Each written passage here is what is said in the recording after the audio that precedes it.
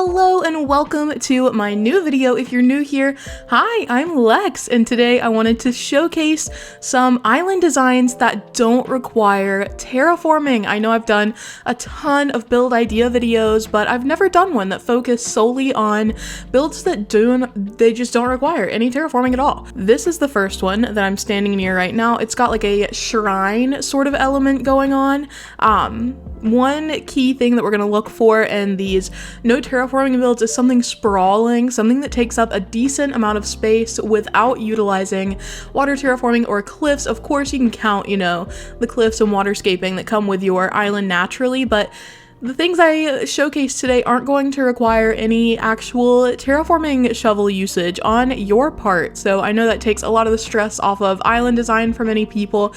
Here, I think some of the key things that make this specific design work are the elements of symmetry that we have going on and the use of trees to create height. So as you can see, it doesn't look like it's just a straight up flat area. We have a lot of items introducing height into this build without using cliffs, which is what I normally do in order to introduce height, using layering with the different levels of your island. This works without that. You go through and it feels very close, it feels full. You're not really seeing empty space or feeling like it's too short or anything. This creator has done a brilliant job of balancing, creating a very full and tall space without using any kind of terraforming at all. And I think that's really cool. I think this is also just a good inspiring build in general for filling empty spaces. That's going to be another thing that is super helpful about these no terraforming spaces, is that a lot of them are going to end up being, sort of filler spaces, things that people have done with their island in, areas that are otherwise empty, not really oriented around specific buildings, etc. But yeah, let's continue because some of these builds are truly just mind-blowing. Up next, I wanted to showcase this entrance to the island because this is, first of all, just a beautiful design. It's giving, the Midwest highways. I love this design. I also, again, like I mentioned in the first island, we're gonna look for things that are sprawling, that take up a lot of space, and this is a ton of flat space. And I really emphasized in the last island the fact that the creator managed to create height with items instead of utilizing cliffs for layering, but there are also themes like this one that don't need height. This is a relatively flat area. Of course, there are furniture items that kind of give it some height, from the utility poles to the windmill back there, but in general, this is a super flat build and it takes up so much space. Like, you can just keep running through this little wheat field. I mean, are you kidding? It takes up so much space, and of course, as you can see, there is literally no terraforming. I wanted to showcase an entrance because I know that is a spot that a lot of people struggle to create because you don't have any cliffs. There is no island that I know of that you can get in the very beginning of the game that is cliffy in the front, that has any sort of cliffs going on. They're always flat, and so this island kind of showcases what you can do with your entrance. It is sometimes overwhelming, but you can literally keep it flat like this and it looks beautiful. And I mean, the island flows. You go up here into some additional things. I visited this island before, actually, I think, because I remember Blather's tent being here, but yeah, you can make your island flow, no cliffs involved. Something to appreciate about no terraforming builds is that the cliffs aren't hiding anything behind, so you don't have to worry about things being obscured or hidden as you are moving forward in your island. That is something I struggle with quite a bit, since I do lean towards very terraforming intensive builds on my own islands, is the cliffs hiding things or making it difficult to kind of navigate the island and feel like you're seeing everything.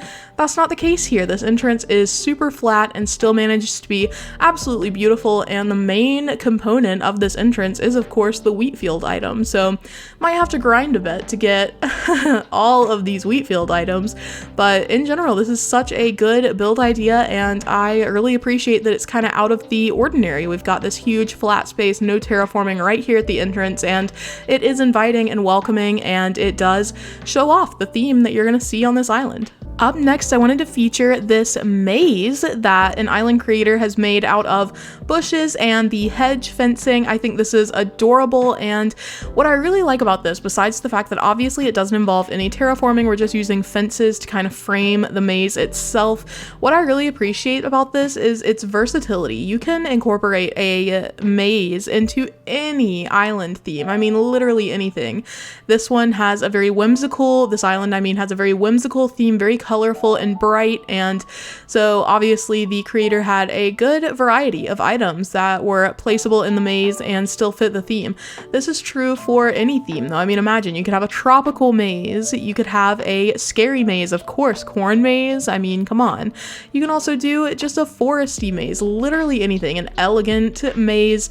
This kind of build has absolutely no bounds. You can stretch it to any size, you can make it as small as you want. This one is a pretty small maze as far as mazes go, but imagine, I mean, you could take up your entire island with a maze if you wanted to. So I just really like this idea. I think it's a really good one. I think that because of both the theme options that you have, as well as the sizing, how you can make it as big or as small as you need, this fits so many different themes. If you have a long space on your island, go ahead and make a maze. You know, we love to see it. We love to see it. I know I said that most of these wouldn't be revolving around buildings, but I really loved this idea for in front of villager homes. Making a little park space of any sort is great, but I absolutely adore the way this little soccer field looks. I mean, are you kidding? And this island has a ton of flat space that is utilized so prettily. I just think it works out so well. And then, I mean, look at Dom.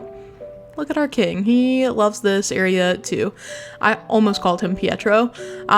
This is just a really good build. I also appreciate the use of items here to make it feel very lived in. It feels like a nice, cozy little small town soccer field, a little area where your villagers can come and hang out.